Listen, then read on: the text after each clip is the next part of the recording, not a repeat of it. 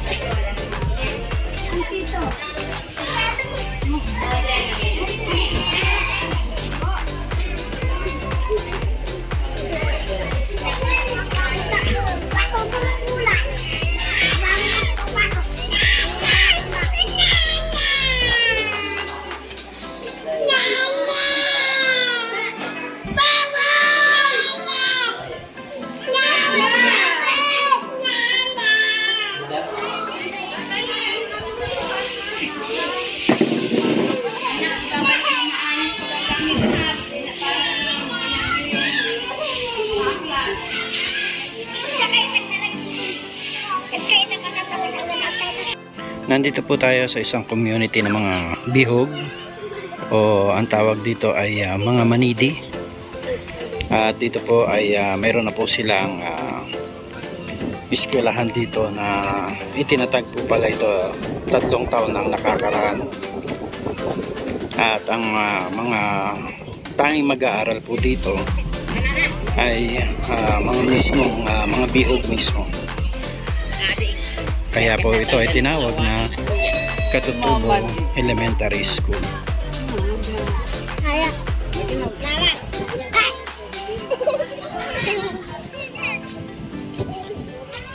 Yan po ang kanilang flagpole,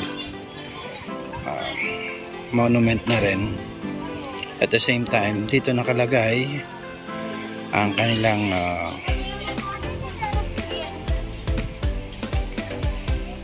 at ito po ay i-donate ng M. Luwilier. Yan. Yan po mga katutubo dito. Mga nag-aaral. At ang kanilang mga guro dito ay meron na rin mga katutubong guro dito sa lugar ng Paracale. Ayan, si Madam po ay isang guro. Maputi na ang kanilang guro pero isa rin katutubo. Ayun oh.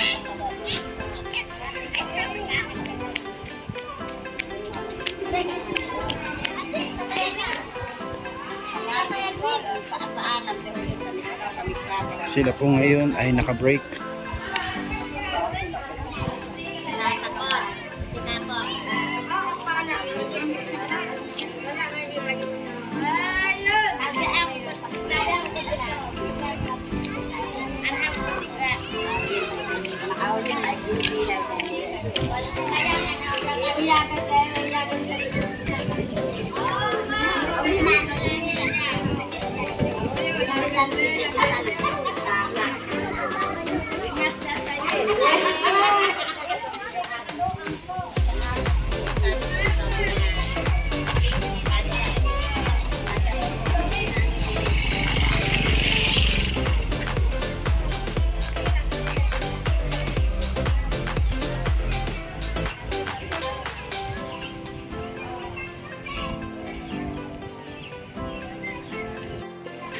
Ano pangalan mo, sir?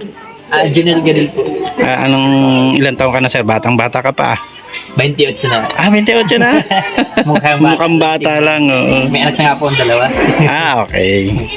So, bali ang hinahandle mong class ay Grade 5 and grade 6. So, everyday yan? Everyday. So, ilan lang po kayong teacher dito? bali 6 po. Na nagtuturo po, bali 6. And then, school head po kasama. 7 po kami. Bali 7 na. So, kumusta naman pong magturo sa mga katutubo? Okay naman po. Dati po kasi, nung una po ako magpasok dito, akala ko mahirap po silang turuan kasi may mga nagsasabi baga po na ang salita nila ay iba kaysa sa atin. Pero pagpunta ko po dito, natuwa naman po ako. Yung salita nila, hindi nila ginagamit dito sa school. Ginagamit lang po nila kung silang mag-usap-usap. Pagka sa school na po, nandito na po sa school, Tagalog na po ang ginagamit. I see. Kaya hindi naman po sila mahirap turuan. Naintindihan po nila kung anong salita natin. Kung ano po, sa English po, okay na rin po sila. Nakakaintindihan po sila. Catch up na rin sila, no? So, ilang taon na pong nagtuturo dito, sir? 2 taon po. 2 taon. Ilang taon na po ba itong school? 3 years. 3 years. Oo nga pala. So, may mga plano pa po ba ang government dito na magtayo ng mga Marami po panibagong? plano pa rito na mangyayari. Baka sa mga darating na panahon po, hindi po tatagal yun, baka po ito maging integrated na. Wow. Oo, ang galing, no? Bali, ilang ang population niyo dito? Ang population po, nasa 200 plus po. And then yung enrollment naman po, 180. Okay. So, from grade 1 to, to grade 6. Opo. Kinder po. Kinder. May kinder na din. Ayos Tapos pagdating ng grade 7, lipat na sila ng... po, na punta po sila sa Tabas National High School. Okay. Medyo nahirapan nga po sila. Ano yun, sir? Hawak mo ang lahat ng subject sa grade 5 and 6. So, hindi ba mahirap? Medyo challenging po.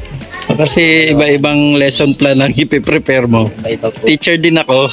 Kaya medyo na-amaze ako kasi doon sa hawak mo. Ang ginagawa na lang po namin dito, and then marami lang po kaming table. Hati-hati na po sila sa table. Ang grade 5 po. Sa grade 6. Ayun.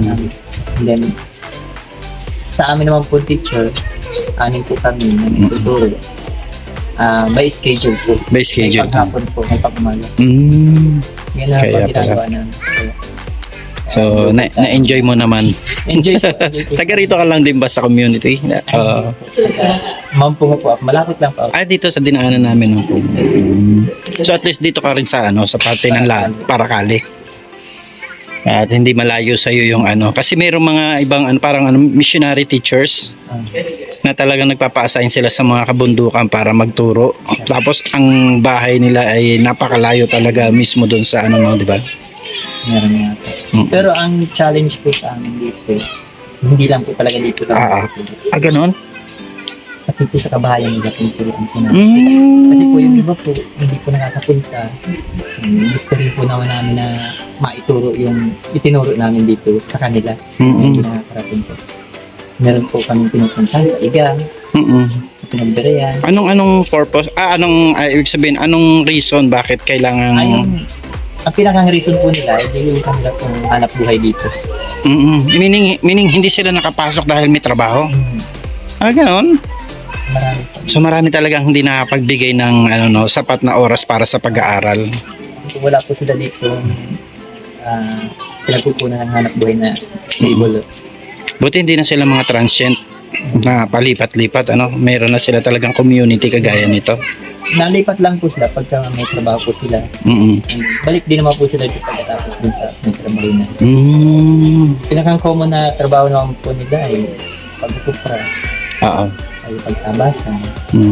Farming, Farming talaga sila. Pagkatapos naman po nila dun, balik na po sila dito. So yun, ibig sabihin lahat ng hindi makapasok, for that day, ikutan mo yun? May Hindi schedule po. May schedule.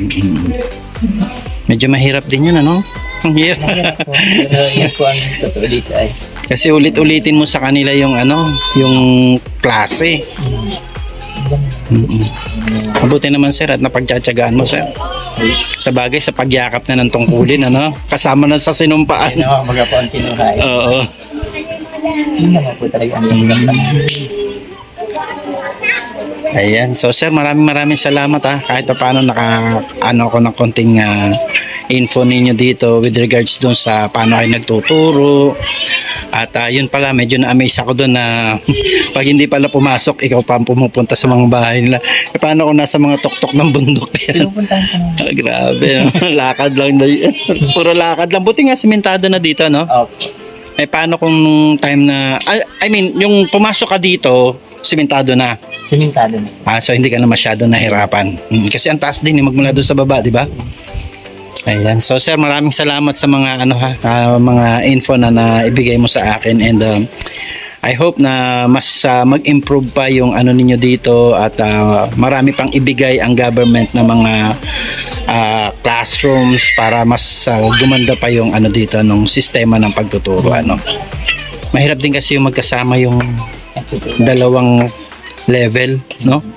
Mahirap po kasi. Parang ang nangyayari dito, tutukan. Oo, tutukan na lang. Kunyari, meron kang grade 6 dito, may grade 5 ka dyan. Tutukan mo muna yung grade 6, and then after that, dito ka naman sa grade 5. Yan po, hindi lang po. Ang masama niyan kung madami pa yung yung ano mo. Pag pumasok po sila lahat. Ayun. Ayun, kaya pala. Mabuti hindi ka naliligaw ng iyong ano. Yung pang grade 5 maituturo sa pang grade 6. Bagay, medyo malapit-lapit naman na rin yun. Ano.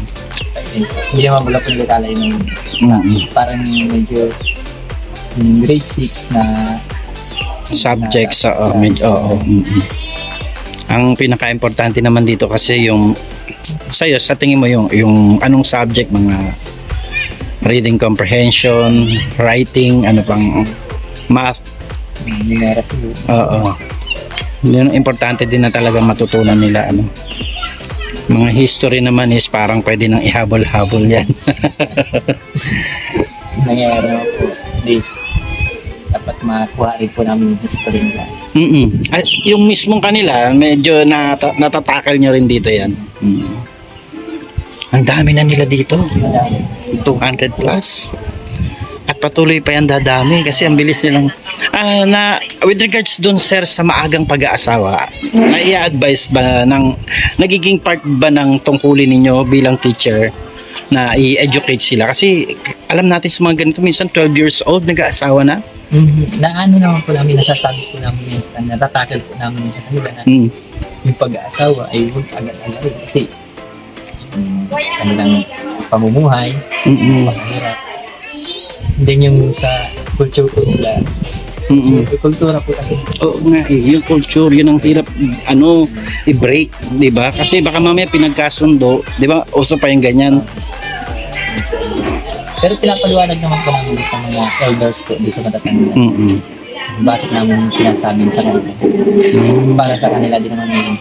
Oo, kasi kapag patuloy silang dumami at saka yung alam naman natin, bata ka pa, mag-aasawa ka, parang yung future na pwede mong maabot sa mga darating na panahon, wala, di ba? Kasi pag nag-asawa na yan, tignan mo, magbibit-bit ng anak, batang-bata pa. And then, kultura din po nila yung pagka naghanap buhay si lalaki po, kasama si babae. Ganun. Hindi nila iniilan. Talagang nakabuntot lahat. Kaya pala pag kinuha mo si tatay, isang buong pamilya ang kailangan mong Para pag pinagtrabaho mo, kapakyaw na laan. Kaya nga Pagka-arawan, pakain yun. sama na lahat. So yan, mabuti na lang din dito at marami sila mga pananim dito, no? Nakita ko may mga kamoting kahoy, yung mga citrus, kalamansi, ano. So sir, thank you so much ha. At kahit pa paano ay nabigyan mo ako ng konting God bless you. Sige po.